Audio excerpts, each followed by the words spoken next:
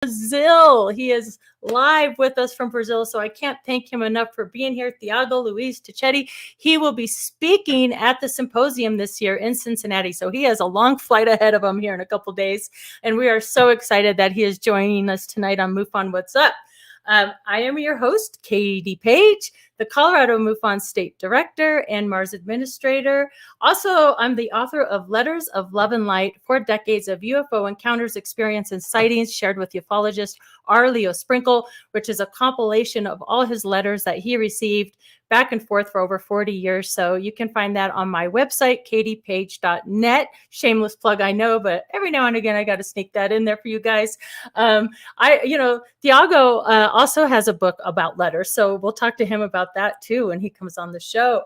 I would like to bring in my co-host, Shane Hurd. Shane Hurd is also the author of a great book, A Beginner's Guide to Field Research and Researching UFOs. That's Shane's specialty, and it's an excellent, excellent book. So if you're interested in becoming an investigator and researching UFOs, I highly recommend Shane's book. So I hope you can check that out as well. The MUFON Symposium, this weekend. Also, I think there's a couple spots open for that FI training on Thursday. So if you're around the area and you can get there, I highly recommend that training as well. And I know everybody is looking forward to that big event. Also, another event I'd like to bring up is at Phenomicon, September 6th through the 9th in Vernal, Utah. And if you're into the high strangeness phenomena, this is an excellent event to attend there out in Utah. Our other co-host, Tara Diulis, she is on vacation, like on this beautiful yacht. Shane, did you see those pictures she sent? She's like on this beautiful yacht in Lake Tahoe, right? Lake Powell. Oh, Lake Powell. Yeah. Lake Powell. Yeah. Gorgeous. I mean, the one she had with the arch, and I'm like so jealous. Anyway, I hope she's having a great time, but we miss you, Tara. So get back with us next week. As you know, the world of ufology lost a couple of its fondest members, researchers, pioneers, Lee Spiegel. So I just wanted to give a shout out. Rest in peace, Lee Spiegel. You are just greatly, sorely missed by so many in the field. It was just really sad news to hear about Lee. And also we lost David Perkins. And maybe some of you aren't familiar with David Perkins, but David Perkins was pioneer in the cattle mutilations phenomenon, was good friends with Christopher O'Brien, and did so much work with the cattle mutilations back in the 70s, 80s, and forward. And so we just lost 2 great pioneers and researchers this last week. So always sad to hear. They just don't make them like they used to, even with Dr. Sprinkle. You know what I mean? Just that hard-driven, writing letters, reading the books, doing the interviews. So much of it now is, and I'm sure your book talks a lot about that too, right, Shane? Yeah, exactly. Yeah, they'll be sorely missed. And I always just say, like, us newer generation of UFO researchers, investigators stand on the shoulders of those giants. The persistence and the work that they the foundation that they laid is just, I really, it's hard to take, but I wanted to acknowledge that as well. That's so true. It's so true. I really admire so many of those pioneers. So since Tara's not here, I tried to fill her shoes just a little bit. I found one little comic I thought was kind of cute. It's a spirograph. So here comes the UFO, and he's like, hand me the red pen. Do you remember these, Shane? I thought those were so fun. Yeah, that was a 60s thing for sure, 70s. 60s, 70s. I mean, I don't know. I still think you can find them today, like in the vintage toy section. You can still get these things. Yeah, they're so much fun. And who knows, maybe that's how crop circles are done. And we can ask THIAGO if they get many crop circles there in Brazil. I don't know. I know they're very popular in the UK, but I'm not so sure about Brazil. So that's something I'm anxious to ask him all about. And do you, Shane, have you heard this week? I sure do, Katie. Have you heard that science is taking UAP more seriously? And this is kind of a continuation of my discussion last week where you when we get these UFO reports, we have to consider the source, right? And the credibility factor. And what I've been noticing, I follow a lot of the science magazines and some of the news related to that, and I've noticed more and more that the world of science is taking UAP more seriously, or at least the notion and the possibility of extraterrestrial life. And there were a couple examples I wanted to share from this week I thought were really interesting. Okay. So one I'm taking from an article from USA Today, and the author was Eric Lagata. And the title of it is Researchers Discover Mysterious Interstellar Radio Signal Reaching Earth. And then in quotes and an exclamation point, it says extraordinary. So that caught my attention. Why is this extraordinary? So I'm going to just read a couple excerpts from this. Mysterious radio wave pulses from deep in space have been hitting Earth for decades. We know about that, right? We've heard of the FRBs, a fast radio burst, that kind of thing. But the scientists who recently discovered have no concrete explanation for the origin of the signals. So that gets our attention, right? It's a mystery. So for 35 years, a strange blast of energy and varying levels of brightness have occurred like clockwork, approximately every 20 minutes, sometimes lasting for 5-minute intervals. That's what Curtin University astronomers from the International Center for Radio Astronomy Research concluded. And that appeared in the Nature journal, which is, a primary release regarding the media and new discoveries of science. So that's a pretty prestigious journal. Wow, it says that the discovery of the signal, which researchers named, get this, it's really catchy, GPMJ1839-10. And it has the scientists baffled. And it says, believed to be coming from around 15,000 light years away from Earth. And it's been occurring at intervals that, are a little bit different than what they've observed in the past. And the lead author of this paper, Dr. Natasha Hurley Walker, said in a statement that this remarkable object challenges our understanding of neutron stars and magnetars, which are some of the most exotic and extreme objects in the universe. So how is this related to possibility of UAP? Because within the article, the next subheading is it a sign of extraterrestrial life? And that says, not so fast. But the very fact that they mention it, I think, is important. But it goes on to say, before you go assuming that ET is trying to phone home to our planet, researchers do have other theories that may be causing it. And so it goes into kind of an explanation about, the activity of these neutron stars and magnetars. And it also harkens back to me for SETI, for example. Right. Most of us, we know about SETI, the Search for Extraterrestrial Intelligence. And it's a group of astronomers that originally funded in the 60s. I think it was started by Frank Drake. Today, we're familiar with names such as Seth Shostak and Jill Tarter. They're still leading that effort. And their whole principle is to look for signals that come from outer space and see if they might indicate, a non-human intelligence. So right off the bat, science, is interested in discovery of other life, and that's just one example.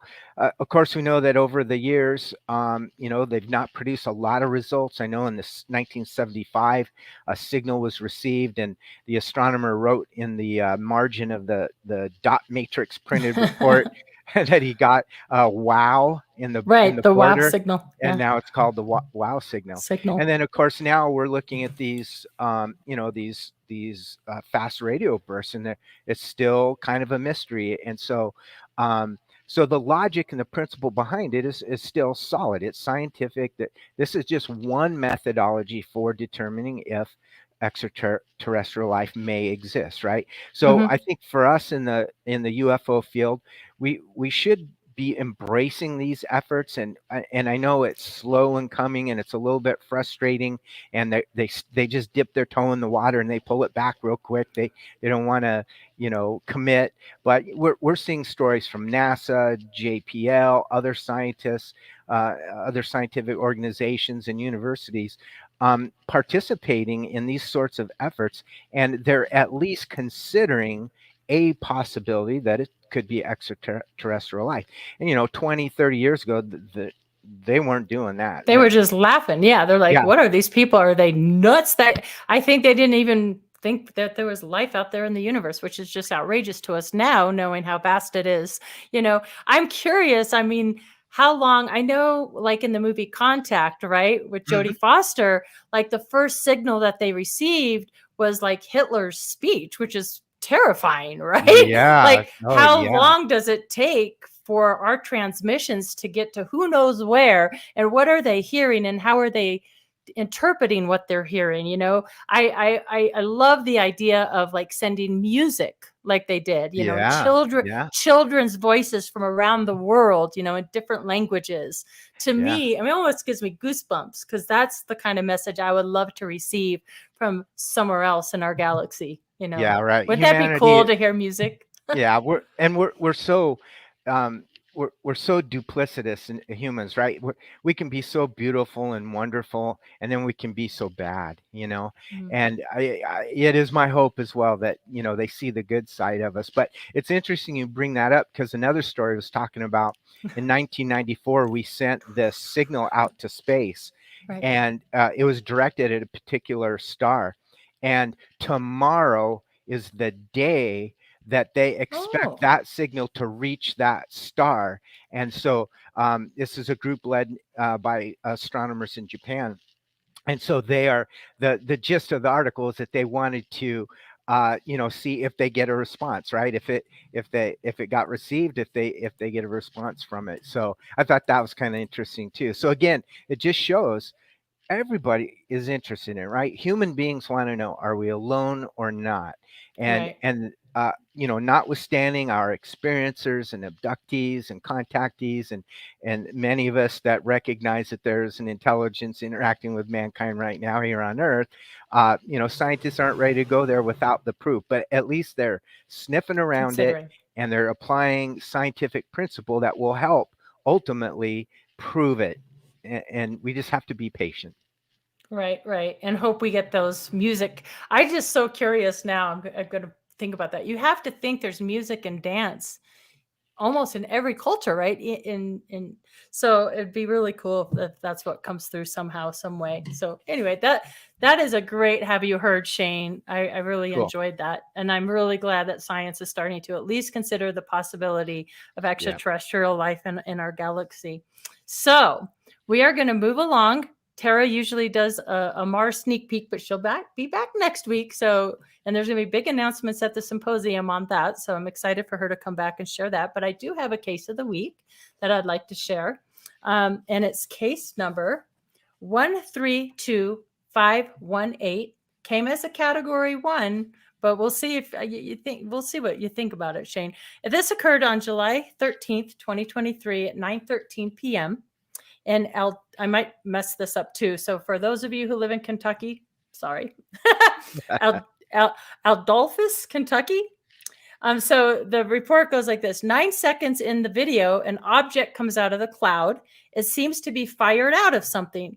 There was a similar sighting in that same town during the day in January 10th of 2022.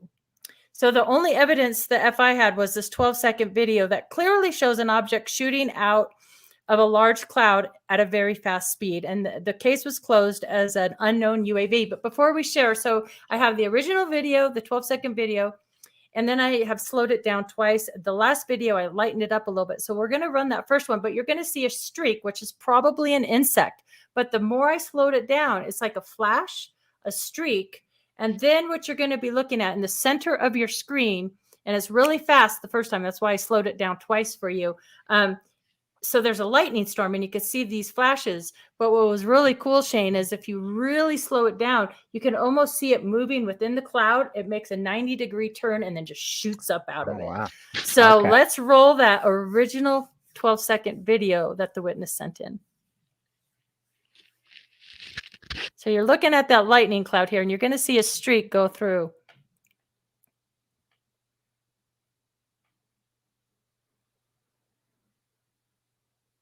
It was almost too fast to see, right? Mm-hmm. It was like really fast. So let's do that slow down video number 1, please.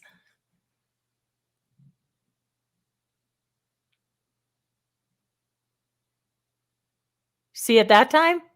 Did you see it that time? Yeah. Yeah. Okay. So Chanel, let's run number 3 again. Maybe we can do that a couple times, the third one.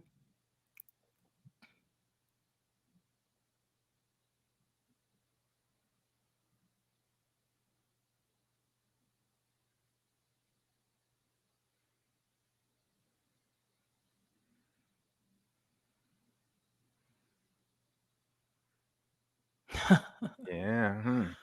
What do you think of that, Shane? Yeah. Well, the little dog leg it takes is pretty interesting, right? You know, storm activity too. Yeah, that's interesting. Well, I'm glad they closed it as an unknown then, you know? Yeah. Yeah. And, you know, breaking down a video like that's not easy, especially in the dark. But that lightning really helped. And I have to say, here in Arizona, we have these big dust storms. They call them haboobs. And I'm not kidding you. Just about every time the TV likes to show them, right? The news channels, because they're very impressive to look at. Almost every time you see these objects within the dust cloud. And, you know, I'm sure you could say, well, maybe it blew something up from the ground, but no, this is very different. And so I don't know what it is about clouds and storms, but UAP seem to like it. And the thing too, I mean, it perhaps is a bug, that first flash you see, but when you're looking at that big, huge lightning cloud, that is not an insect in there. It would be way too large, and it can't be a bird. It almost, you can see it kind of in the cloud, and then it kind of does this motion, like almost like, so I thought, could it be a bird? Are the wings being, but it would be way too large to be a bird. Sure. I mean, that is a big cloud because you have the trees for a contrast. Yeah. So that would be too large of an object to be a bug or a bird. And the way it shoots up into the atmosphere like that, I don't know. I think the investigator did a fantastic job on this one and closing it as an unknown UAV for sure. So that is the case of the week this week. And remember, you guys, if you guys see anomalous activity out there, make sure you send in those reports to Mufon, so it can be investigated properly. You know, our investigators, they go through a lot of training. Like we mentioned earlier, there's a lot of great classes being offered at the symposium this year. And, you know, the manual, how thick is the manual, Shane? Yeah, it's like inch and a half. Thick. Yeah. Yeah, so, a lot of information. And that's true. So I know typically we go to the 30 mark, but since we don't have Tara and extra cases this week, and we're going to get back to Bob next week, he's gearing up for that big symposium as well. So he was hard to pin down, but he'll be back next week as well. But let's bring in our guest. He's going to talk about some really cool cases. And I'm really excited about one in particular, because I think it has some similarities there to that case of the week. So let me read his bio here really quick, and then we'll bring him in. And I apologize ahead of time if I mispronounce anything here. So bear with me, folks. So, okay, THIAGO LUIZ TICCHETTI has been a researcher of the UFO phenomenon for almost 30 years. He was vice president of the UFO research group, Unidade Brasileira de Estudos Extraterrestrials in Brazil, for almost 10 years. He is also co-editor and columnist for Revista UFO, columnist for the British magazine UFO Truth, president of the Brazilian Commission of Ufologists, national director of Mufon in Brazil, field researcher certified by Mufon, and member of the STAR team for Mufon. He is the author of 14 books, and his UFO book, UFO Contacts in Brazil, can be found on Amazon. He is also the author of dozens of texts for Revista UFO magazine and other ufological publications. He has participated in several programs on the History Channel, Net Geo, and Discovery, as well as radio shows, podcasts, and interviews. THIAGO LUIZ holds a degree in business administration, an executive MBA, and is currently studying an MBA in international cooperation and public policy. So please welcome to the show, THIAGO LUIZ TICCHETTI. Welcome. Let's get you unmuted here. I think we're muted. It is a pleasure to have you on the show. Thank you so much for taking the time so late at night there from Brazil. Thank you very much for the invitation. Thank you, Katie and Shane, and for everybody that are watching us.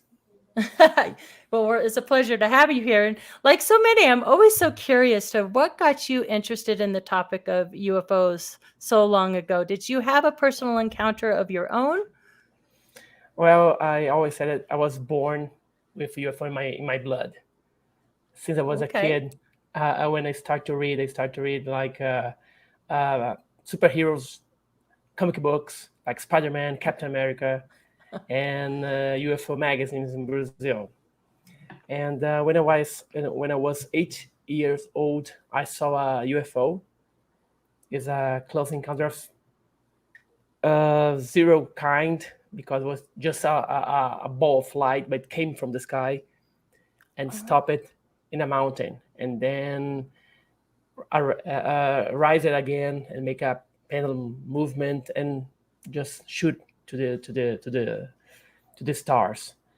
And when I moved to Brasilia in 1994 to 1995, I started research. So it's almost 30 years researching UFOs. That's incredible. I mean, Brazil is, it's a mecca for UFO activity. When you were an eight-year-old boy and you had that encounter, were you with your parents? Were you alone? Was this at night? It was a night. It was before 8 o'clock, because I had to go to my house 8 o'clock. So it was before, but it was night. I was with my friends and my brother and my father. My father was a Brazilian Air Force pilot. Oh. So even I was 8 years old, I knew what was a balloon or a plane or a helicopter. And we are talking about 1982. Now you know how old I am. And there's no drones or satellites in the skies. So much satellites in the skies in 1982. And what there was nothing I never seen before, and I never saw yet in my life. So it was a quite different thing that I saw that night. It's amazing. Were you the only one that saw it, or were you with people when you saw it? No, I was with my brother and friend, but my brother, he doesn't remember that. Oh. And I don't know why. And he's always joking me, wow, you saw nothing. You saw nothing. Like, is this a big brother or a little brother? It's a little brother. A little brother giving you crap. Yeah, oh no. A chance to take the big brother, huh? Yeah. I am the big brother. Yeah, you're the big brother. So your dad being in the Air Force, do you ever talk to your dad about this phenomena? And has he ever encountered anything? Does he fly jets, or what does he do for the Air Force? Yes, he was a jet fight pilot from the Brazilian Air Force. And he loved the subject as well. Oh, but we never had the opportunity to discuss it, because he passed away when I was 18 years old. So we had no opportunity to discuss. But he gave me the first book that I read. It was Chariots of Fire from Eric von Däniken. Chariots of Gods. Yeah. Gods. That's from Eric von Däniken. Yes, and he was my first book that I read, and that was amazing and opened my mind, And this book was belonged to him, and he gave me. And when I met Eric von Däniken for the first time, I met him several times, but when I met for the first time, he gave me an autograph below the names of my father's name that was in the book. It was the second edition of the book in Brazil. It was 1971 book. And Eric von Däniken just signed below my father's signature. Wow. Well, that is really cool. And it makes me think, I mean, that first of all, that is a book that got us, so many of us, interested and hooked. Ancient alien theories suggest, you know. So, but it makes me wonder that perhaps your father had an interest. Something might have stirred that for him to purchase that book to begin with. So that's kind of compelling, you know. That's really interesting. And he never saw something. He never saw. Oh, he never saw anything. No, but a friend of him, a few years ago, he got in contact with me, and he said, "Well, your father saw something. We are just a brand new pilots. We are in a base, and more than 200 pilots saw a UFO over the base. But my father never told me that, and I don't know why. Perhaps we don't have time to discuss that. But my father-in-law, who passed away, also, he saw a UFO when he was flying a plane called Chavante, ATX-26 Chavante is a fighter, jet fighter as well. And he saw it, and he gave me his testimony to my YouTube channel. And he never talked, well, it's a extraterrestrial ship. No, he never told me that.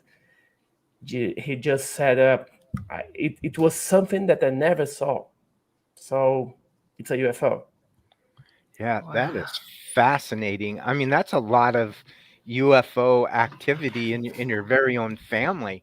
How about in Brazil in general? I don't want to put you on the spot for a certain number, but what kind of volume of reports occur in your country, and are they kind of concentrated around population centers, or do you get a smattering of reports around both rural areas as well?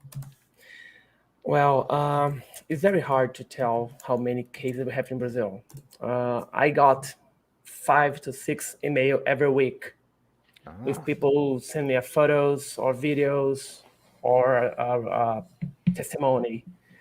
In Brazil, the most cases happen in the inner country, you know.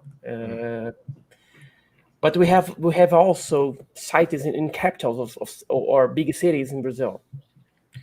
But the most part happen in the inner country, and we don't get that information because we don't have the net to connect. Right. And people live in a very remote places, and we don't know. And they never, for that people that live in a country, it's so normal. It's a routine for them to see something like that. Really? Wow. They are very used to see that. So, okay, we saw a light in the sky, a fireball in the sky. Okay, it's okay. For them, it's fine. It's okay. It's normal. Right. Wow. You know, and that happens here in the States as well. I mean, and it skews the data. I mean, Cheryl Costa can tell you, you know, we have, you look at these cities in these populated states have the highest, you know, Arizona gets a lot of reports, Phoenix, California, you know, Denver, but in a lot of these rural areas, even here in the United States, they don't typically report it, I think, because it is more common. You see these anomalies in the sky, and they don't necessarily have the means or access to do it for whatever reason. Small town mentalities kind of keep more to themselves, right? Do you find that too, Shane? Yeah. I think that is very true. You know, kind of, independent people living in rural parts of the country, and you know, they just take that stuff in stride. So I'll bet the ratio of sightings versus reports has probably got to be 100 to 1, maybe more. I don't know, but there's a lot of reasons for it. But I was just curious with Brazil, and also how does the Brazilian government treat the issue? Good question. The Brazil was the first country to accept UFOs. Back in 1950, we accepted to start to study the phenomenon. back in the 50, and the 60, and the 70, we had the plate operation in north of Brazil, where a crew of militaries went to the city of Colares because people were being attacked by UFOs. The UFOs were shooting rays, beam of lights in people, and they got sick. They got anemia. And the mayor of the cities and the authorities of the cities were very concerned and worried because the city was getting like ghost cities. The people were leaving the cities afraid of the UFOs. They call it chupa chupa, suck suck, because the UFOs suck the blood from the people. Yeah, that's a famous case for that. Yeah, it's a famous case. And the Brazilian government, well, we don't take a lot of attention that the subject deserves. We have a lot of problems here. We have a social problem. We have economic problem. We have a political problems. So a UFO is a problem that we don't want to care about. Yeah, not a high priority. If a UFO lands in the middle of the Brazil, the capital of Brazil, okay, well, UFO, okay, but let's talk about economic. Let's talk about political, and then we see if UFO are hostile or not. So the Brazilian paying attention, okay, but it's not, it's not our agenda. It's not very important to us. Yeah. Is it true, THIAGO, that Brazil does have kind of more of a history of these attacks or fearful encounters more so than, these, gentle beings coming? I mean, has that been a pattern in Brazil? Do you have more cases of that? I'm going to show in a Mufon symposium some cases that's very terrifying. But in Brazil, we have all kinds of contacts. We have a good contacts. We have a bad contacts. Right. Because, the theme of the symposium is friend or foe. And maybe you can talk to us a little bit about what you'll be presenting about, what your opinions are on friend or foe without giving away the farm. People are going to the symposium to hear that. But give us just a little teaser on that. Yeah, the Brazil has some cases that the aliens were very aggressive. We do have. We do have cases that people died after contact with a UFO or extraterrestrial being. And we do also have cases that the aliens just asked for a bottle of water or fight with a Brazilian, and then when they finish the fight, just a little tap on the shoulder, good fight, like good fight in the left. So in South in Latin America and South America, we have many cases that the aliens were aggressive, and we don't have it in Europe like that, in Asia. We don't know why, if it's a pattern, we don't know. But Brazil and South America have the most cases that aliens were aggressive occurred in South America. Yeah, that's interesting. A case was reported over the last couple weeks in Peru that sounded very much like me to the Colares incident. If true, it had a lot of the same elements where people were being attacked and that kind of thing. And so, yeah, I think that's very true. It seems typical both here in the U.S. and Brazil and other countries that there's a combination of positive and negative experiences that people have, and it's so hard to figure it out, right? Because we're the friend or foe question is so powerful because the evidence is not clear. We can't really tell yet. So I think that just adds more proof to it. And that's maybe we don't know the truth yet, because we don't know if they are friend or foe, because they have cases in both sides. And if a government say, okay, we have been visited by aliens, and a flying saucer land, and they even shut a beam of light and kill a person. We don't know. We don't know. Right. So perhaps that's the most concern of the government about the phenomenon. Yeah, and the flight safety of aircraft in our skies, our military men and women, and our civilian aircraft, and that. And I think after the first break here, we're going to get into 4 cases, and one of them kind of speaks to that, which I'm excited for you to share. But before we get to that, and I would just like to make one other comment about the friend or foe. We can't put, it's like, well, it just depends on who lands on Earth, whether they're friend or foe. But really, we can't even put them into one basket. I mean, we're not that way, and I can't expect that other civilizations out there will be that way as well. So I guess it's just the agenda and how they view humans and Earth and everything else. So, we will wait and see, and the jury's out. And I think as far as the symposium goes, I'm so bummed I'm going to be missing it, because I would love to be a fly on the wall to hear this very important conversation that's going to be had through that whole weekend. But I'm curious, speaking of MUFON, how many investigators are in Brazil, and how is it set up? How is MUFON set up there in your country? Well, we are rebuilding the Mufon here in Brazil. We used to have around 100 of UFO researchers here. Wow. By Mufon, but the people got old or left Mufon. Yeah. And for many years, we just didn't do nothing in a Mufon here. I just became a national director 3 years ago. And for 2 years, almost 2 years, we had the COVID crisis.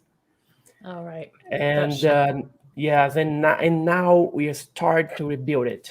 I'm starting to make meetings online and physical presential meetings here in Brazil to bring and to show what is the Mufon to Brazil.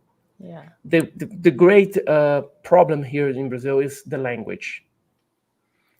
Many people here in Brazil speak in English, but many as well don't speak in English. Mm-hmm.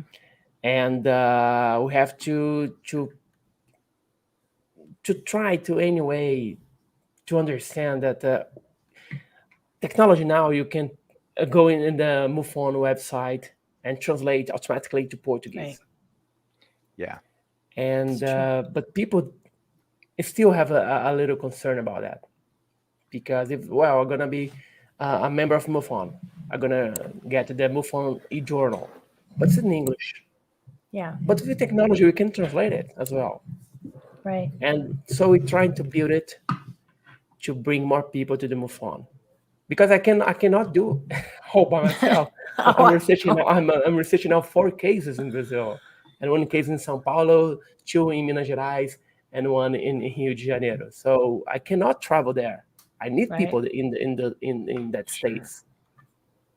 Yeah, it's still a very big country, land-wise, and then, like you said, multiple languages, and then vast cultural differences. You have the rural and the big city, and all those are challenges that people don't really think about when you talk in terms of UFO reporting and investigating. And So true. and every country kind of has its own unique circumstances, because of all those environmental and social and other pressures. So yeah, I'm sure it's very much of a challenge, but the good news is some of the really important cases do make it out, such as Colares and the others, and so that's great that at least happens. But do you think, THIAGO, that if the United States government comes out and discloses in a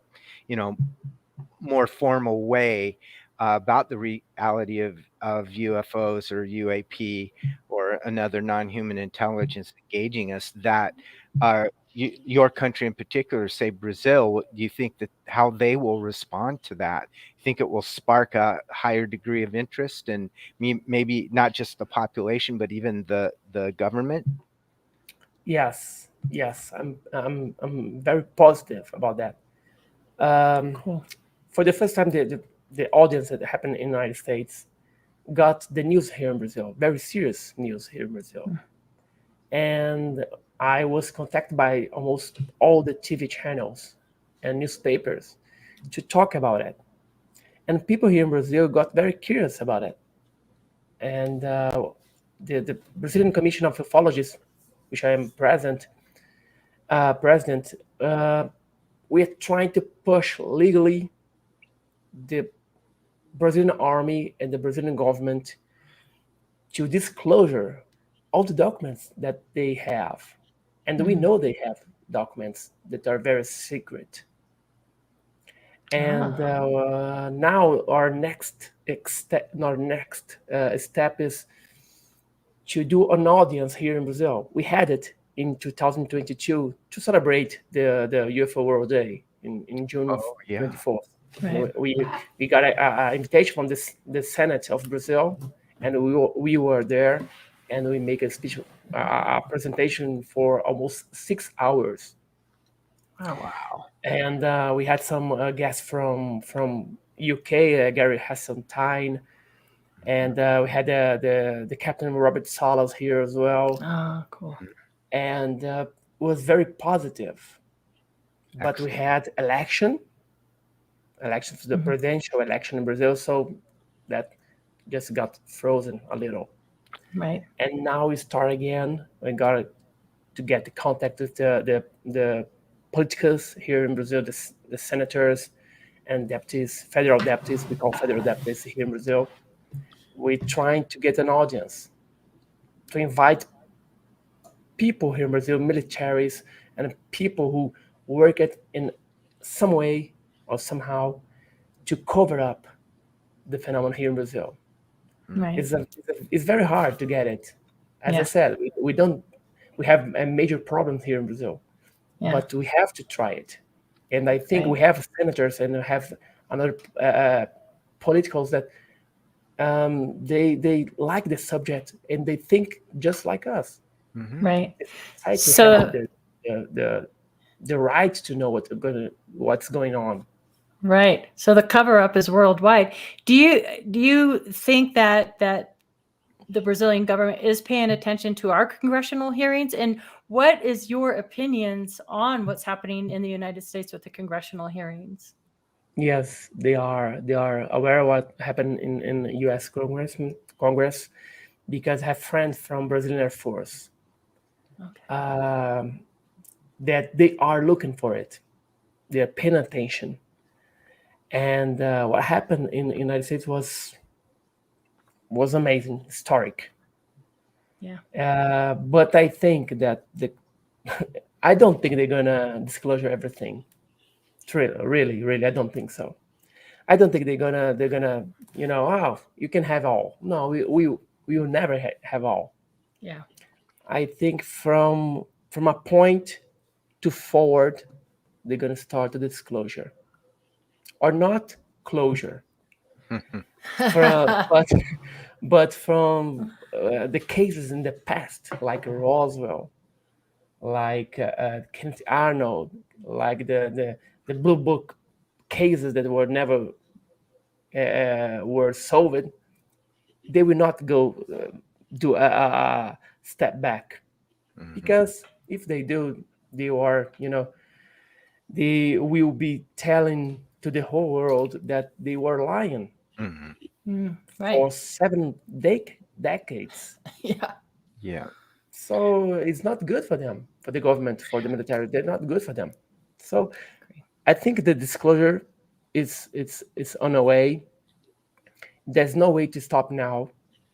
They cannot stop or keep in silence, because now senators in the United States, they want to know. They in my opinion, they don't want to know if the UFO are extraterrestrial.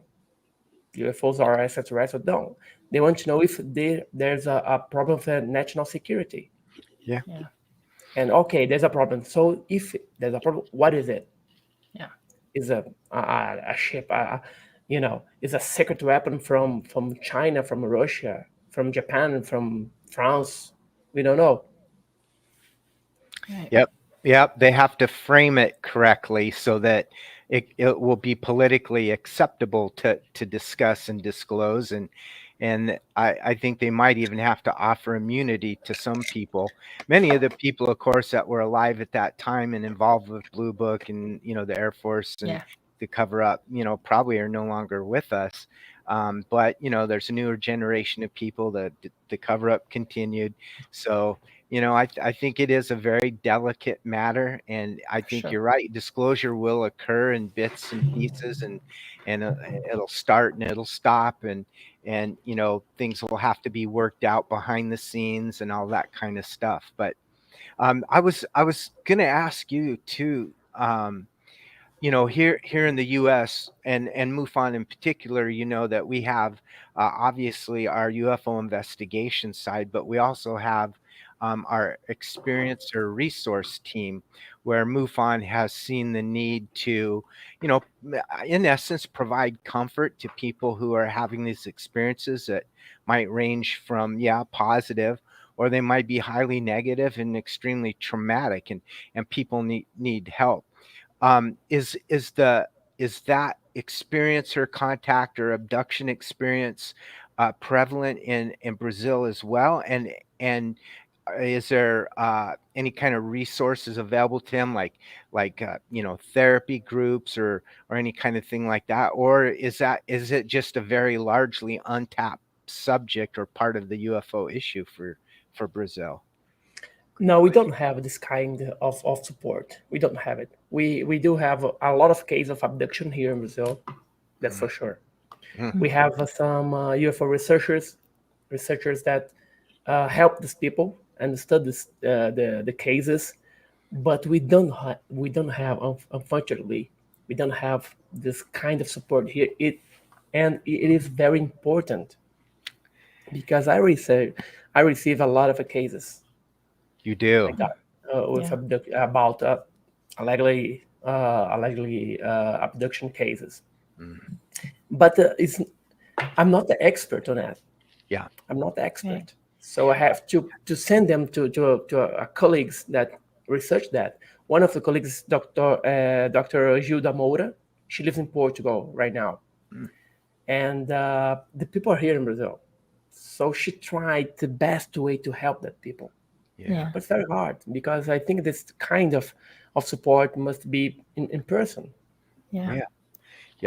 Well, I was just curious about that, and that's I'm glad to hear at least there's some recognition, acknowledgement, and some effort. But hopefully, as this gets more and more disclosed and accepted, that there'll be inroads to providing that kind of support for people, because I think that's just super important. It's great to investigate and determine if a UFO sighting was actual or mistaken identity. All that's great, useful, and important. But I think helping people who have been traumatized is really the most important thing, right? Without people, nothing matters, right? So it's good to hear. Right. So we have about 7 minutes before we take our first break. And I would like to ask you, do you have a favorite historical UFO case, either here in the United States or worldwide? And if so, what is it? I love Roswell. I cannot deny. I love Roswell since I was a boy. I met Don Schmidt. I met Kevin and Randall. And I have all the books about Roswell that they wrote. And my dream is go to Roswell just to see the crash site and go to Roswell Museum and go to Area 51 and go to the Roswell Air Force bases. So Roswell is my favorite, but here in Brazil, I love the plate operation and Night of the UFOs that occurred in 1986 here in Brazil. And Virginia, of course.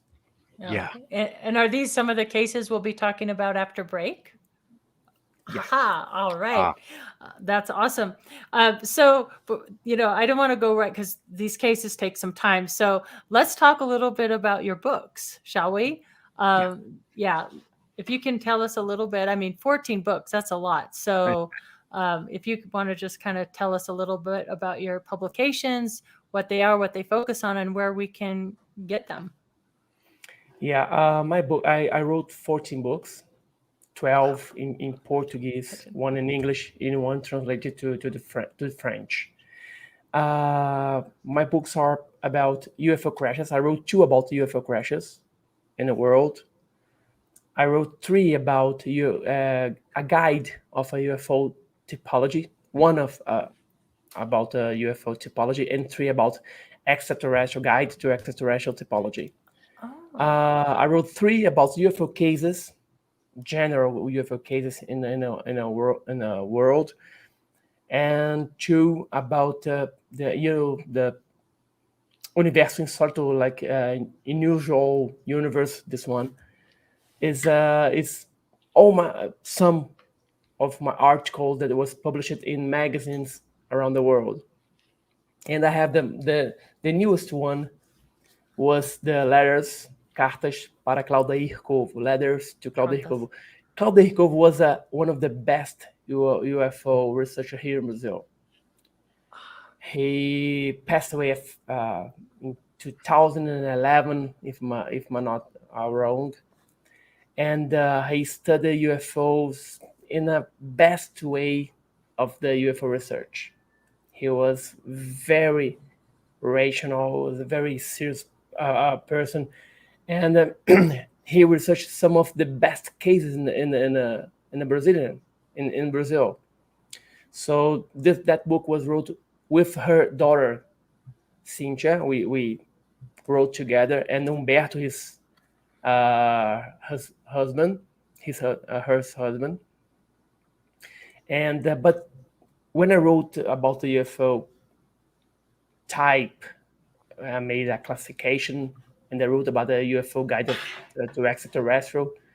I find out that we had at least 72 types of aliens that was reported here in the planet. Did you say 72? Yes, 72. Wow. 72 types of UFO of aliens that was here in our planet, that was reported in the UFO literature. What are the most common? The most common depends the time, the decade. Oh, right. The first, of course, there was the Blondies, the Nordics, and then we passed to the Greys, and then we go to reptilians, and then we go to insectoids. So depends. And now we are living in a moment that we have several types acting at the same time. We have the Greys acting with the reptilians, with the insects, all in the same scene, in the same scenario. Why do you think that might be? I don't know. I'm a friend of Dr. David Jacobs.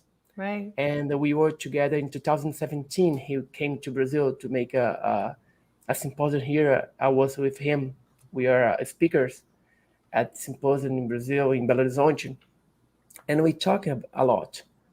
And Dr. Jacobs, he told me, Thiago, well, in my abductees researchers, I had only the Greys. And I said, Doctor, you know that, okay, but you know that we have a lot of types of aliens here in our planet. Okay, but the evidence that I have is just the Greys. And a couple of years ago, I emailed him, and how are you, doctor? We have to talk. And he wrote back, Thiago, do you remember when I said that I just had Greys in my research? Now I have Greys, I have insects, I have reptilians. So right. Interesting. What's happened? Yeah. I don't know. They're banding together. They're starting to work together and they're creating alliances. Maybe we should be a little nervous about that. And they're like, we don't want to let these humans in yet. Like they need to get their acts together before, you know, we've heard this through the years, through the decades, actually, that there's a galactic federation. I see them all sitting around a table. They bring up their maps or whatever, and they're going, not yet, not yet. We got to give them a chance, you know, kind of thing. So we are going to go over 4 cases after break. We just have a few seconds here. I wanted to bring up the image of the one book that you could get on Amazon that is in English. And the title of that book is UFO Contacts in Brazil. UFO Contacts in Brazil. Nope, not that one. That one's French, the one in France. That's in French. Yeah, that's the one in French. And then we have one more here. That's it. There it is. You could bring up the cover. More than 500 pages and for more than 300 photos and images and drawings. Really? Oh my gosh, I'm buying that for sure. A very large brick. And dang it, I wish I would have bought it ahead of time so I could have shipped it to Cincinnati and have you sign it. Darn, missed opportunity. All right, so when we come back from the break, we will go over some 4 very intriguing cases. So hang in there with us and we'll see you on the other side.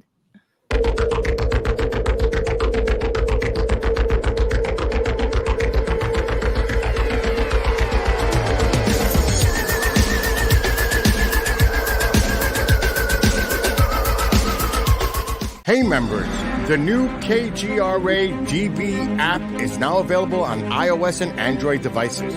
Gain on-demand access to any KGRA DB programming. Download any show directly to your mobile device to listen or watch on the go.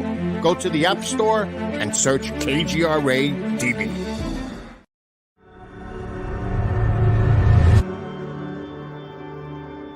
Mufon is the voice of thousands of like-minded people who want to see change. We speak up against UFO secrecy. We engage governments and agencies around the world on the topic. We share information with the public through our journal, website, newsletter, social media, and even our own TV channel. When you join Mufon, you add your voice to the cause. Few things are more important in our time than understanding the UFO question.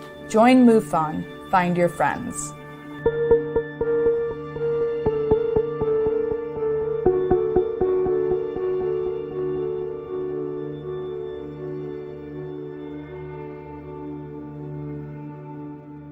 Did you know 75% of Americans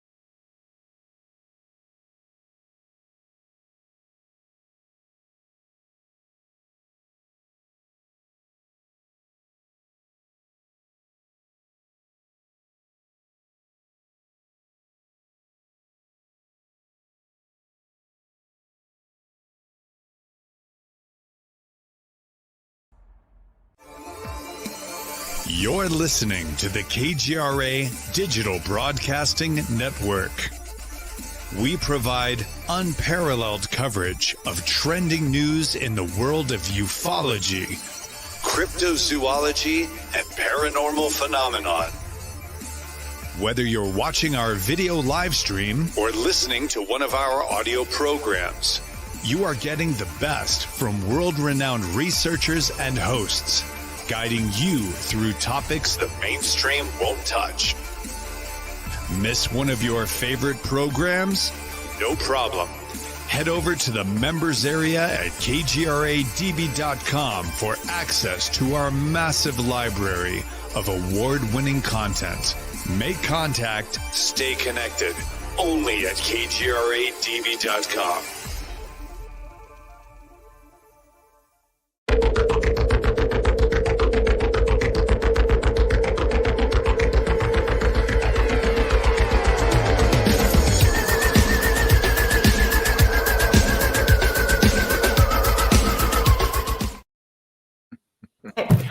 would be amiss if I didn't give a shout out to our producer, Bill Skywatcher. He had a very rough week last week because of, I mean, it's medical, and I don't want to just spew all that out on there without his permission.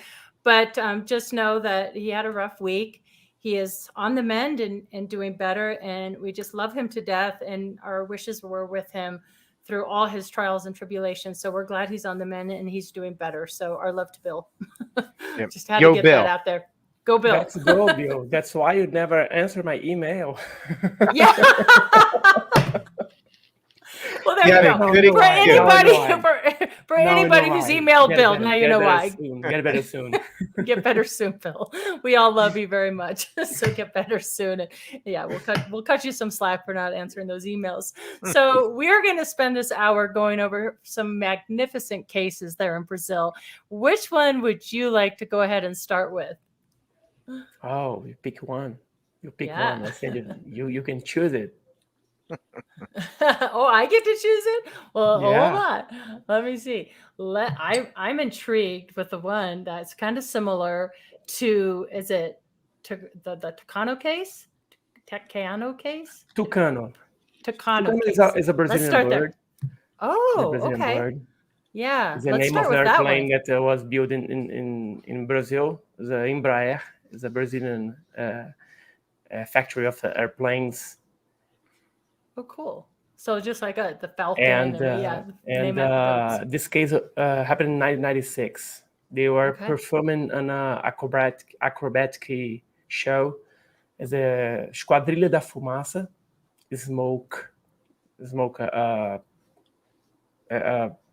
The name of the Esquadrilha da Fumaça is like the bluebird that you have in the United States. Okay, right. And they were performing over the beach in Santos, São Paulo. And suddenly, one of their plane, the Tucano, lost their wing, one of the wing.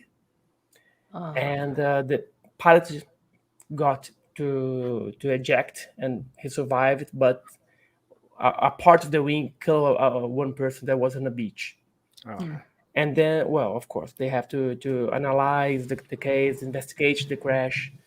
And we saw the film. The ufologists saw the film, and we saw a little object, a little thing in a metal, like metal, like silver that reflect the sun, just cross very near 2 meters of the wing of the plane, and then the airplane lost the wing. So that was investigated in 1996. That shows that no one knows what happened. Therefore, said that was the problem of the material of the wing. But what was that sphere? It was a sphere, right? A probe, extraterrestrial probe, we call it. A UFO, a small UFO, like a 1 meter diameter, that passed too close of the airplane. Okay, if the wing, if the airplane lost the wing because of malfunction of the airplane, okay, but what was that? Right. We don't know. Right, and we have a video clip of that, don't we? Okay, so Chanel, if you want to run that first, I think there's just one video on that one. Começa a última manobra. De repente, a asa direita se desprende e cai. O piloto consegue desviar o avião na direção do mar e aciona a cadeira ejetável, apenas 3 segundos antes do avião se espatifar. 5 segundos antes do acidente, um objeto voador não identificado passa pelo Tucano em altíssima velocidade.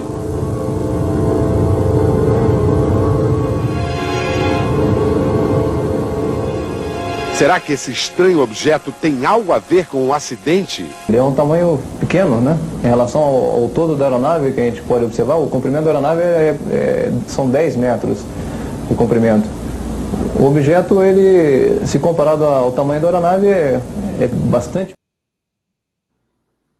It's in Portuguese. Wow. They said that the object was very fast. That was smaller. The airplane was 10 times the size of the object. And this object just crossed the airplane 5 seconds before he lost his wing. And it's fear. It was very fast, perhaps 1,500 kilometers an hour. So I don't think that the sphere just cut the wing. But what happened there? We don't know. Almost 30 years after the event, the crash, we still don't know what happened. Yeah, that is, I mean, that's pretty significant. How many times have we seen, these spheres trailing an airplane, but that was so close. Remember the Foo Fighters? Yeah, in the Second War. Just like Foo Fighters. Did in the investigation, obviously a death occurred, and they would investigate anyway because an aircraft had a crash. But did the official investigators acknowledge that sphere and make any comment on it as part of the formal investigation, or was it only the ufologists that picked up on it? It has a official conclusion that the airplane just lost the wing because a structural problem, but they never talked about the sphere. For them, just like the sphere never happened. It was not there, but you can see it. Yeah, it reminds me so much. So here in the States, we have a ginormous air show in Oshkosh, Wisconsin every year. And unfortunately, in Oshkosh, we lose several aircraft. I want to say there were 3 crashes this year. And even our space launches with SpaceX, you go back and examine some of this video footage, and we have very similar phenomenon that, I mean, true, some of it potentially could be birds or something that fly around. But again, just like the case of the week with the light, something coming out of the lightning, and clearly in your video there, that is not a bird. That clearly looks metallic. That's pretty large. I mean, we have the aircraft to compare the size to. So it really makes me wonder. I mean, it's more than a coincidence that this plane loses the wing right at that moment. What potentially, do you have any theories on what potentially is cause and effect there that would cause something like that? No, we don't have it. You Any don't kind have of hypothesis.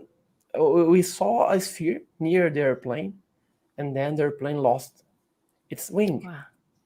So I'm sure that the sphere didn't cause that, because it was very close, but never touched the airplane, and it was not a drone, because we're talking about 1996. Yeah, it was not a bird. It's not a bird. It's a very spherical. It's not a bird. Doesn't it kind of remind you of what? Ryan Graves, the fighter pilot, the F-118 fighter pilot, has been commenting on from the Roosevelt case in 2015, where a sphere that or a cube inside of a sphere-looking object was, split right between 2 of their airplanes, less than 100 feet. Yeah. And then, like I said, on we've seen many videos of these objects trailing airplanes, even, very modern ones. But of course, even the Foo Fighters of World War II. It just is such an interesting thing. I like the word that you use to describe it is like a probe. It acts like it's observing or collecting data. It's not necessarily interfering, but it's just so coincidental that it it was in that proximity, and then that event occurred. It's a brain teaser for sure.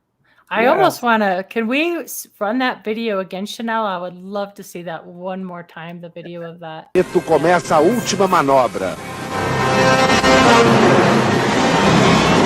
De repente, a asa direita se desprende e cai.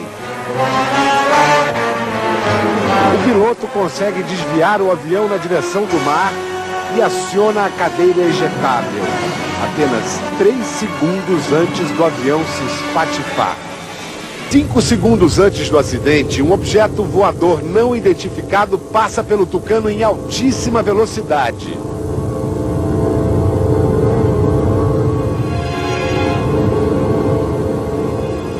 Será que esse estranho objeto tem algo a ver com o acidente? Ele é um tamanho pequeno, né? Em relação ao todo da aeronave, que a gente pode observar, o comprimento da aeronave são 10 metros de comprimento. O objeto, ele, se comparado ao tamanho da aeronave, é bastante. That last voice in the video is from a colonel from the Brazilian Air Force. Is he still alive? And what does he say about this case? Does he speak about it? What does he believe I don't know if happened? Is he's he alive. open to it? I don't know if he's alive, but back that time he in the news, in the video, in the program, he said he doesn't know what it was. Okay. He said, well, I cannot tell you what it was because it's very small, but it's very fast. Yeah. And got too close to the airplane. It almost appears as it goes under it. Yeah, it almost appears as the object goes right under the plane and up the other side. Yes. It doesn't look like it clipped the wing. No, you know the G force, of course, the G force, right? And probably it caused the crash, but doesn't matter. What matters is what was that thing, the probe, that sphere. We don't know. 30 years from that, in 1996, we still don't know. Fascinating. Yeah, that's an enigma for sure. No more questions on that case? Any other questions or comments on that particular case? Is this still an active investigation? I mean, obviously it's not been solved. No, but the case was closed. The case was closed because Air Force just said, well, it's a manufacturing problem. So don't pay any attention to that, even though it's super compelling. You cannot open it because all the reports, all the conclusion of the accident was being published. There's no problem with that, but they never mentioned that sphere. And 30 years after that, we cannot find any of the witnesses. We cannot find the pilot. We cannot find the responsible for the smoke squadron. So yeah, it's a mystery. It's a mystery. Was the video taken by? It looked like it was, at the same level. Was it taken from another airplane? No, it was taken from a person in a beach. Oh, really? Beach. Wow. Yeah. Okay. On a beach. Was one of the witnesses on the beach. A civilian person took it. Yes, a civilian. Yeah, it wasn't formal footage. Yeah. Right. Yeah. Wow. Right, we got to remember back in those days too, where we had different types of cameras. Everybody didn't have a cell phone on their hand. Wow. Huge cameras. Yeah. Right. Yeah. Well, that is an unbelievable case. Let's go ahead and move to the now. If I again, Papuda case. Papuda case. Yes, Papuda. Papuda case is a prison, federal prison here in Brasilia. And 1991, UFO just appeared over the prison. So more than 20. It's not a real photo. It's illustration, but the UFO was just like that. And more than 20 military police that they made the guard of the prison. They saw it, and this object just stayed for almost 2 hours. Over the prison, and the prison is a high security area. And we're talking as well in 1991. There was no drone, and the military, the guards of the prison thought they're going trying to escape. Should be a helicopter, but it was not. So they called to the air traffic control in Brasilia, the military air traffic control, and they was detecting the UFO on the radar screen. But they said, well, it's not a plane. It's not a helicopter. It's something that appear here and then disappear. And now it's over the prison. And for almost 2 hours, we don't have cell phones. We don't have camera because they are in prison. So they are not allowed to use that huge cameras, and we don't have cell phones or a small camera. And for 2 hours, more than 20 military policemen saw it. Wow. And they said, well, it's like a rectangular shape, and that was very bright, a yellow bright, and just hovered the prison. And then after 2 hours, everybody was watching it, just move very slow to the mountains and disappear. And in that one, we had a report from the military air traffic control, where they confirm that they got a call from the chief of the prison, and they confirmed that they detected the UFO in the area, in the radar, and then disappear. The radar disappear. But they did not investigate it, or they didn't tell us that they investigated. I think that's the high probability that happened. And this case was very, very known in Brasilia. Some senators just wanted to know more about it, but also this 1991. Nothing happened.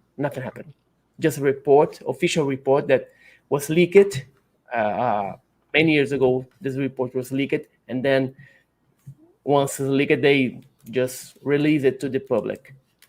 But we had no evidence that it was an airplane or a helicopter.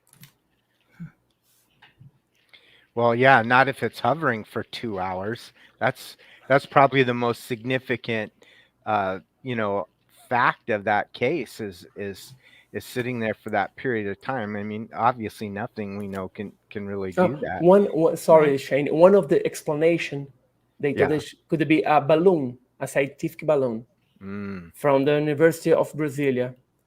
But the ufologists back at the time, they got in touch with the University of Brasilia, and they said, no, we didn't launch any balloon, no balloon in that day or that week. So, yep. Right. And rectangular balloons aren't very common. No, right. Imagine, right? It's not very aerodynamic. No, not very aerodynamic unless maybe a blimp. But so were there any prisoners missing?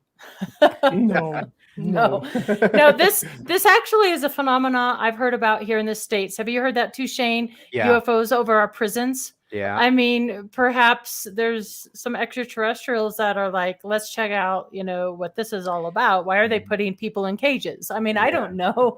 We had in Brazil back in the 80s, one of the biggest prisoners in Brazil.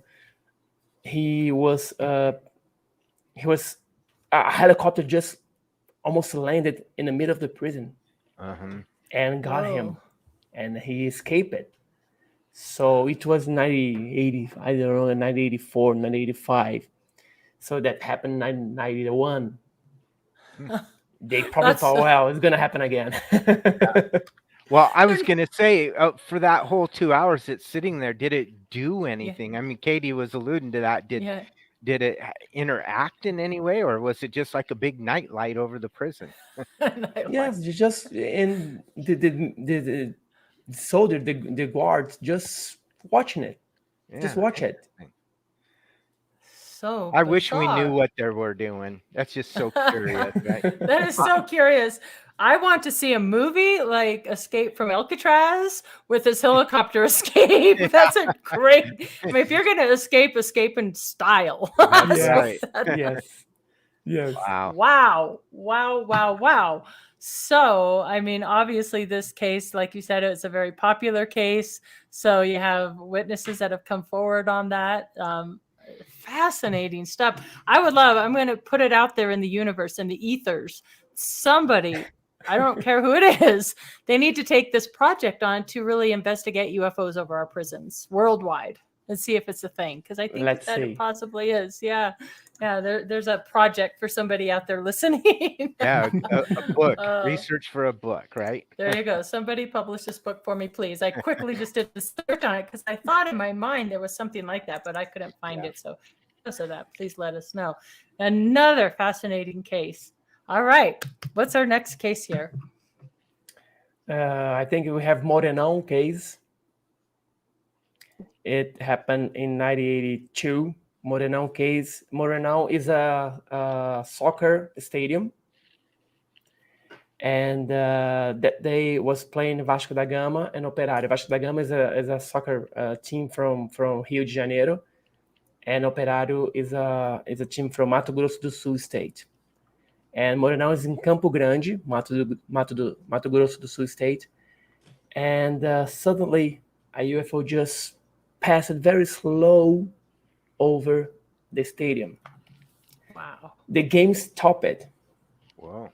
More than 30,000 people that was watching the game, including the players, the referees, the reporters in a field.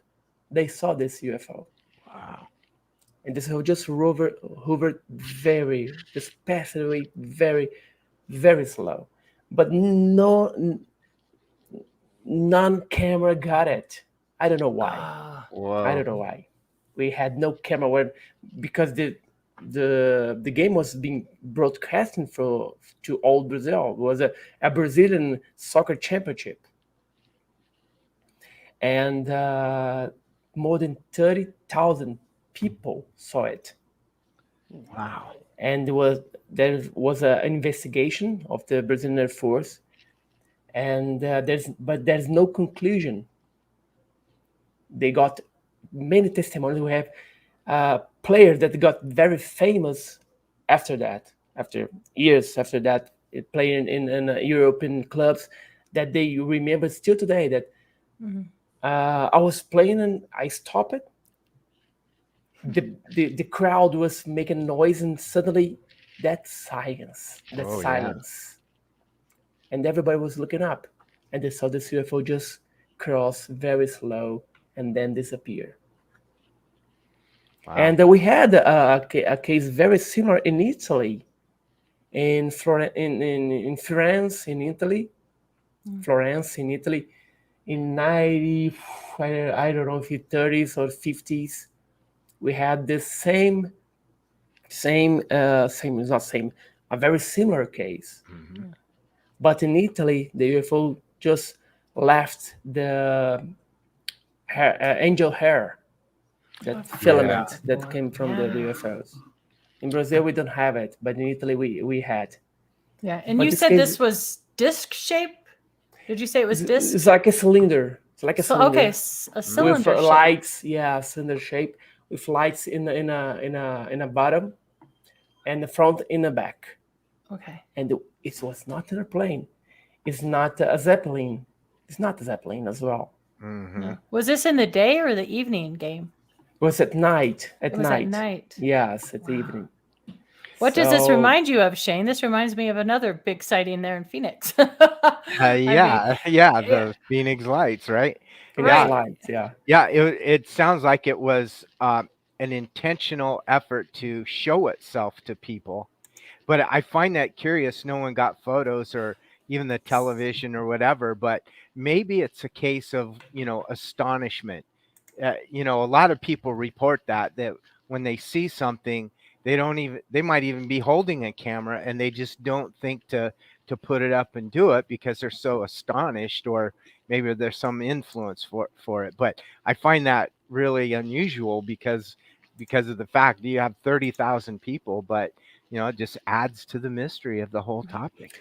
Didn't that happen if it was today, I'm pretty sure they're gonna have a lot of videos and photos because we have, you have cell phones. Yes, But true. back that day, 1990, 1982, 1985, I usually go to soccer stadium when I was 8, 19 years old, 10 years old. But we never got a camera, a Polaroid, nothing like that. It's very expensive. So we just go just to watch the game. Right. One of our listeners there had a good point. The reporters, it was towards the end of the game. They're packed up. They're ready to head out. I mean, same in Phoenix, so I think too, right? I mean, it was seen over stadiums. And again, no photographs. Yeah. Could whatever craft these are, could they be shutting down the ability to do that? I mean, like everybody's in a trance. Nobody get your stuff. I mean, it makes me wonder because that happened in Phoenix as well. Yeah. But in Phoenix was a V-shape, right? Yeah. A triangle, a V-shape. Yeah. Yeah. And it was, so this case was amazing. And we never got a conclusion. We had an investigation, but we never got a conclusion. Just let it go. Yeah. And let it go. Right. Wow. That brings me to another question for you. I mean, I know, you have access to the reports there. You take and investigate many of these reports yourself.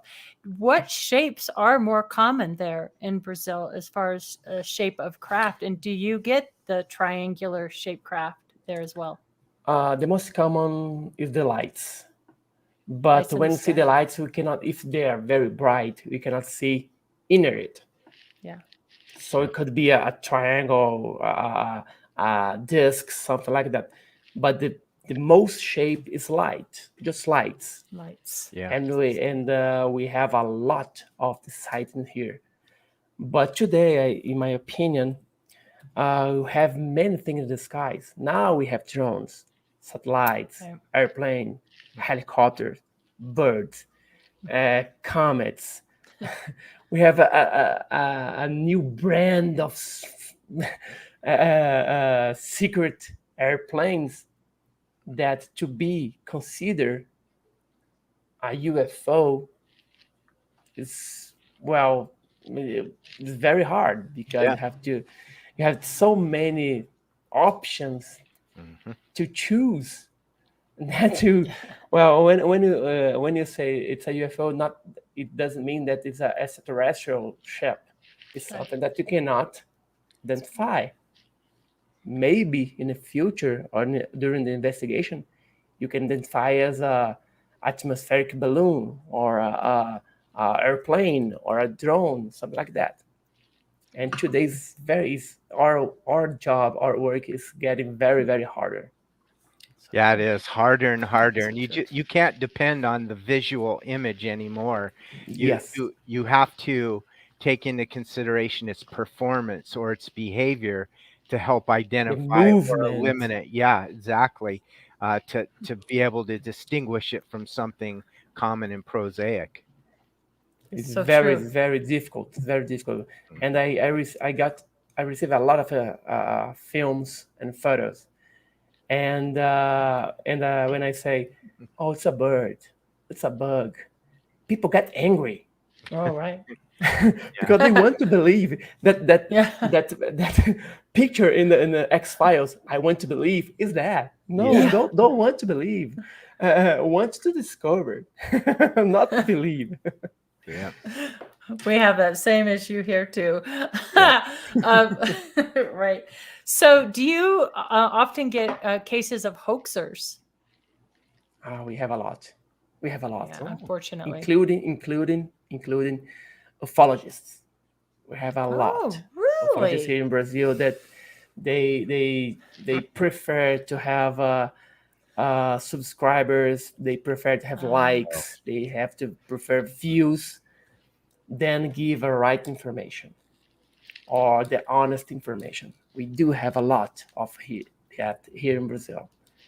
And we have YouTube channels with thousands and thousands of subscribers and thousands of views.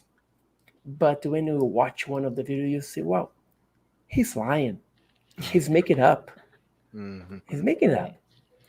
But, I prefer to keep my small YouTube channel but bring it a real information. And as I said, when I say, "Oh, it's a bug," people get angry. But okay, you asked me to analyze, I did. So it's a bug. Can you tell us a little bit about your YouTube channel and some of the amazing people you've interviewed through the years, and maybe speak to some of your favorites and what you've taken away from those experiences? I cannot choose one of my favorites, you know. You had a long list. In his bio is a whole long list of people. I was like, oh. So if you could just pick a few. You don't have to call them favorites, just memorable interviews. Okay. There you go. Very diplomatic. Yes. Yeah, I have a YouTube channel called Desvendando Mistérios. It's like solving mysteries in English. I have almost 8,000 subscribers. Wow, that's awesome. And I interview a lot of good researchers. I can tell that I one of the best, in my opinion, was Kevin Randall, because I'm a huge fan of Kevin Randall and Don Schmidt. I love them, the work of them. And I had the opportunity to interview Jacques Vallée. That for me is one of the best. Preston Dennett was with me. Bruce Maccabee. I had an interview, Bruce Maccabee. Our boss, David McDonald, of course. Oh, David, our boss, you know. He was our first guest. We had the big boss on for #1 guest on the show. Very smart. I had Peter Robbins as well. I had Travis Walton, not just for my show, but I was with him in another show. And the most amazing is when you know these people, not in person because it was online interview, but you can understand a little more about that research or his experience in the case of Travis Walton. And you were talking with that person that you had the book, that you have the book, that you, when you was a teenager, in the case of Jacques Vallée, I read his books. And I think, whoa, now I'm talking to Jacques Vallée. Yeah. So it's a very incredible experience that you have.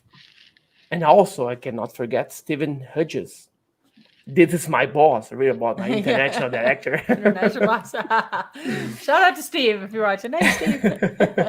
And I interviewed more than, I think, 40 UFO researchers. And I just started the third season of my interviews that I have Robert Salas, I have some of Brazilian ufologists. And I think it's important to bring this opinion because my channel is the only one that brings these interviews in with the not Brazilian ufologists. Because I interview in English and then I put subtitles in Portuguese so I can share it in English or Portuguese and bring the information that the audience in Brazil never get it. Yeah. Where are they going to have the opportunity to listen what Kevin Randall has to say? Right. Or Preston Dennett or Michael Sala. They read the book or just read something in the internet. And now they have the opportunity to listen them from from a Brazilian web YouTube channel. That's awesome. And I have some goals to get some personality that I want to interview, like Bob Lazar. I wish someday. We all want that one. Yeah. Let's Bob Bigelow. We want Bob Bigelow. Yeah. Bob Bigelow as well. Bob Bigelow. Yeah. And the person that make me my interest in ufology just grew since I was a teenager. So I think it's very fascinating when I get the opportunity to interview these people. Yeah, I think that's really great that you can bring bring that to the people of Brazil and bring it closer, and it makes it more real and lifelike, and then you can connect with the people, even though, like we're doing today, it's over the internet.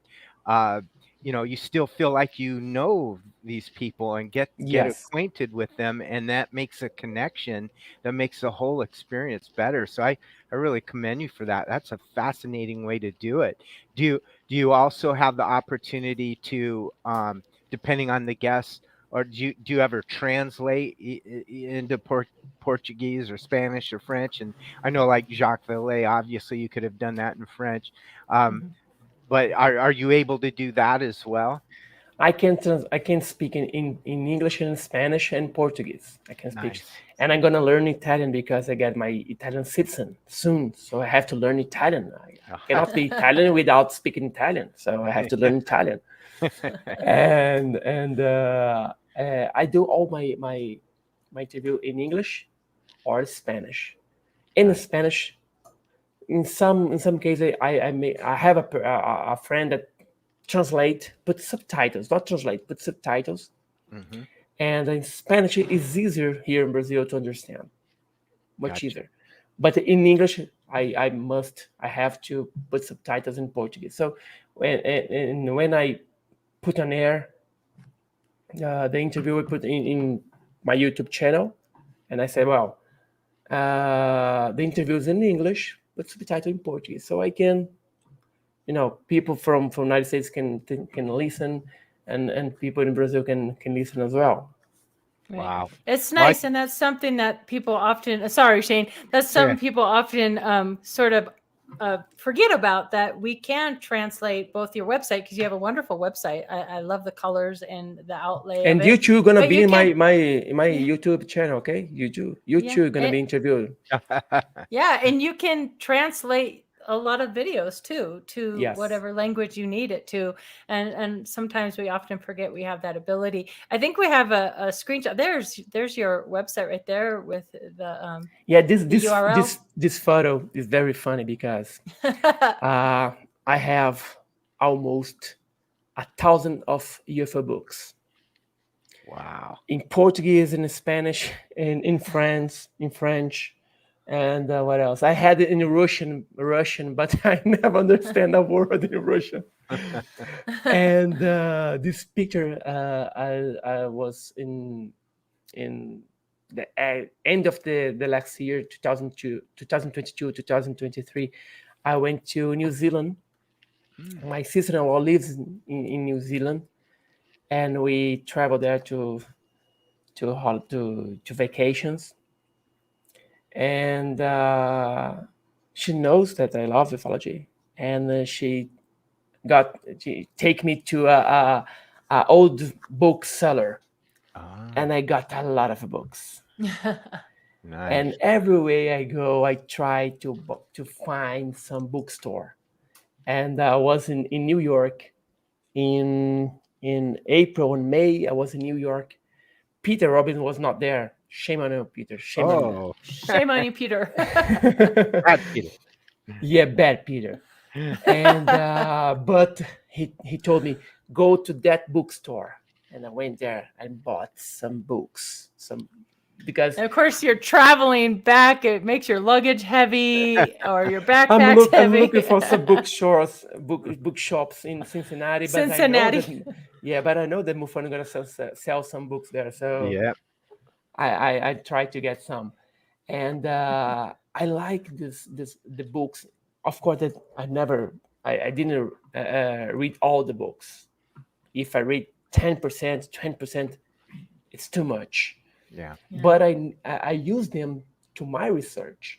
Right. I use them to write my article, to write my books, to make a video to my YouTube channel. I think it's very important, and I like to grab the books. Mm-hmm. I have like you. Kindle, and the smell of books. Yeah. And I just bought it. 2 books that I arrived yesterday. Extraterrestrial Contact by Kathleen Marden. This Great one. Excellent. Mm-hmm. And this one from Preston Dennett, UFOs over Nevada. I love Preston. Yeah. Awesome. He has so many great books. I like to have this book in my hands because I have to write it.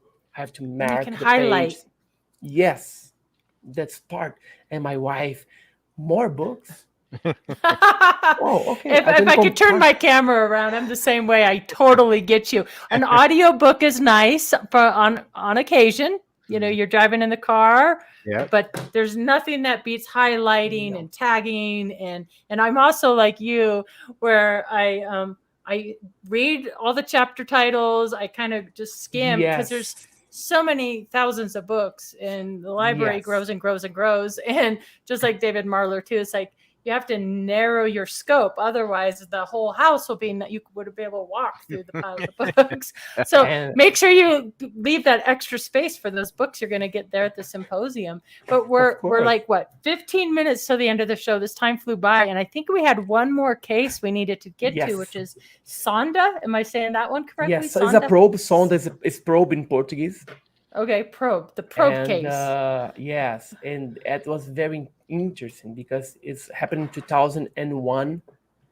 TV crew was back into Brasilia after a job in Goiânia, is a city in Goiás state, and was passing by a highway, and they saw it's not a UFO. The first time for the first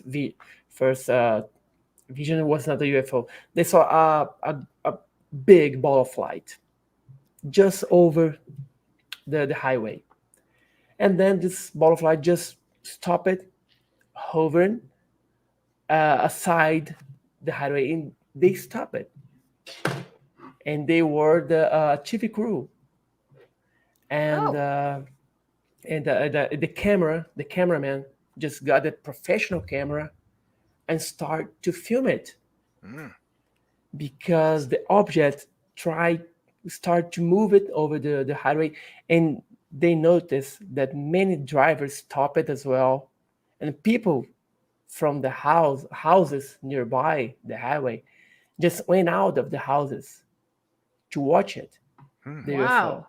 And they so how long did the sighting last? I think there was 5 to 10 minutes. Wow. The object was there. And again, it was in 2001. There's no satellites and airplanes and stuff like that, and drones. There's no drones by that time. Wow. And they start to interview, the reporter start to interview people. They was there, they stopped the drive, they stopped to watch the UFO, the people that went out of their houses to watch it.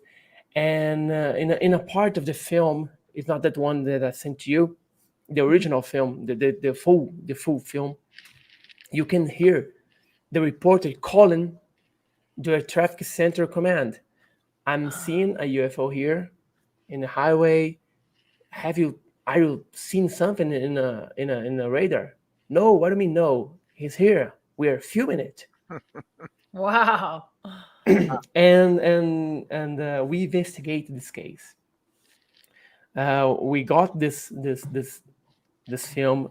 We traveled to São Paulo to show the film to a specialist to try to understand it. Well, it could be a kite with a candle hanging it.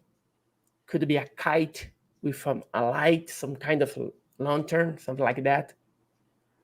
And the specialist said, no, it's not a kite. It's impossible because it was raining. It was very, very strong wind, but the UFO just stopped it and moved it against the wind. Just like intelligent, controlled intelligence. And we trying to duplicate it. We got, we bought a kite, and we tried to put it in a raining day, wind day. We trying to duplicate that. It was impossible. Yeah. Because the kite just went down because the rain just the kite was wet, so could not fly. And we didn't get investigation from the Brazilian Air Force, but our investigation, we cannot duplicate what the people saw. And it's We have a video clip, don't we, of that? Yes. Yeah, And let's run that, and then we you can can discuss see in the too video after. the UFO with sparkles, just sparkling, just sparkling. You can see it. All right, Chanel, let's run that.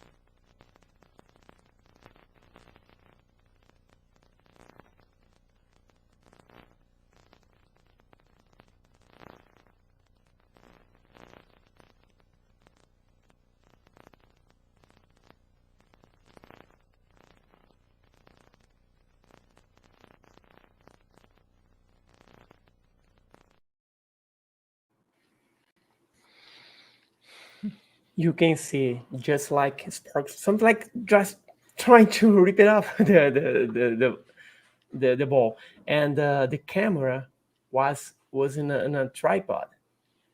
When you see that the UFO just disappeared because it was very fast.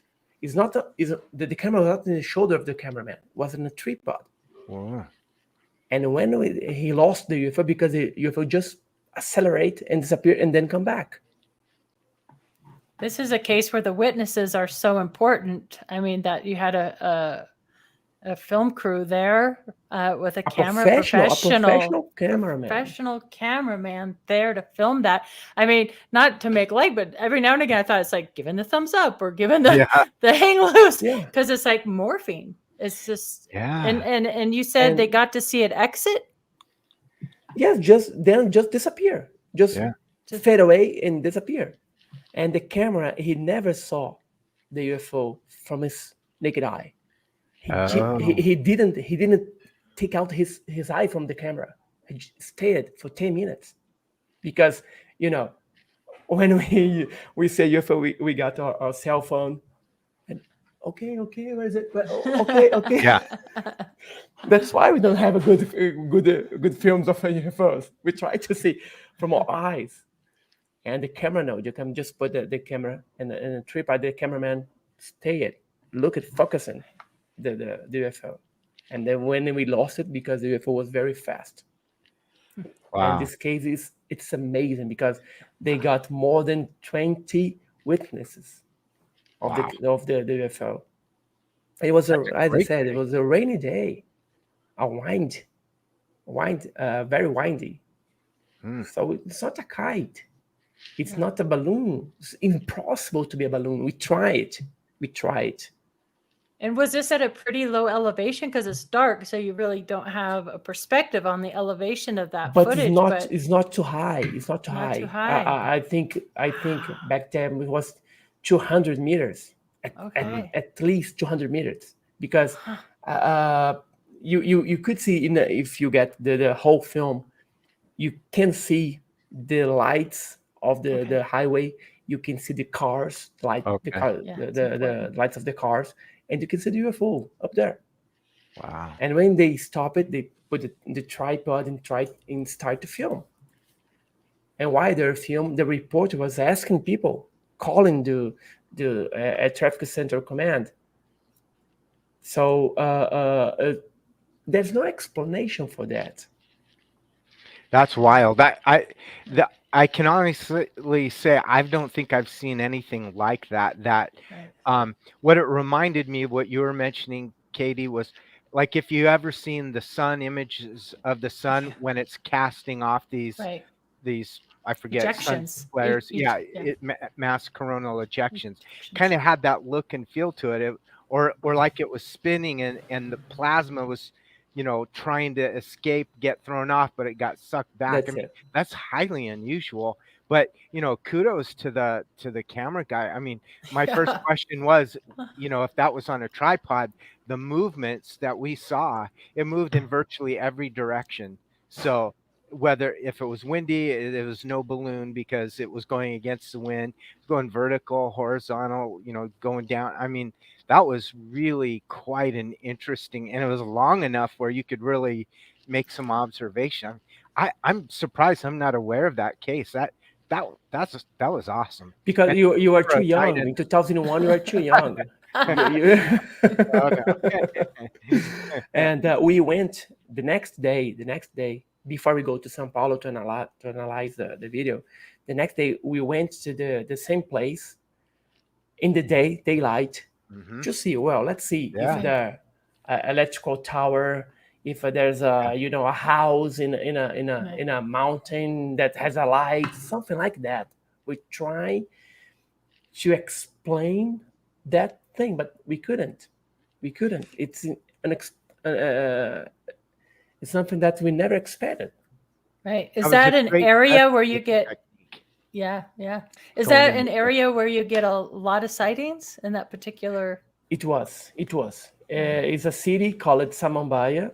Okay. Back since 1995, 2002, 2003. It was a very remote area, but now it was full of people. But at that time we had 10 I researched 10 or 12 cases in that area. Wow, that's a lot. Oh my gosh. So as per usual, the clock seems to go fast when we are discussing our favorite topics. Darn it all. But for those of you lucky enough to get out to Cincinnati to the Mufon Symposium, I hope you go up and introduce yourself to this amazing researcher. It's been such a pleasure and an honor to have you on our show tonight.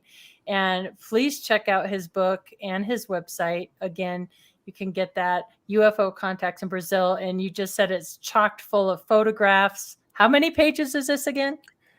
550 pages. Wow. I mean, everybody must own this book. I know I'm going to order it as soon as I get off of here. Same here. Like, gosh darn it. Another book for my collection.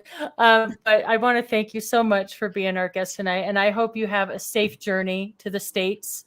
and enjoy your time at the symposium. I'm so bummed I won't be able to meet you in person, but sometime that'll happen, I'm sure. So have a wonderful journey and a wonderful time. Thank you, Shane. Tara, we missed you, and we hope that you're having a wonderful vacation. And of course, our best to Bill Skywatcher, our producer. We wish you a speedy recovery, and we want you back 100% ASAP. Stay out of that pool. Well, you could be in the pool, but stop trimming those tree branches in the backyard. Take it easy a little bit. We think we could do things we could do when we're, 18, 20 years old, and not so much. Anyway, and thank you, Chanel, for your wonderful work in co-producing this as well. So again, thank you to all our listeners, and we will be back with you next Tuesday night live. And until then, I hope you guys all have a fantastic rest of your week. And thank you guys for being here. And don't forget to report your sightings to Mufon, and please check out kgradb.com as well. Thank you, Shane. Thank you, Thiago, for being here. And until next time, good night, everybody. Thanks. See you guys. Bye-bye. Thank you. Bye. See you.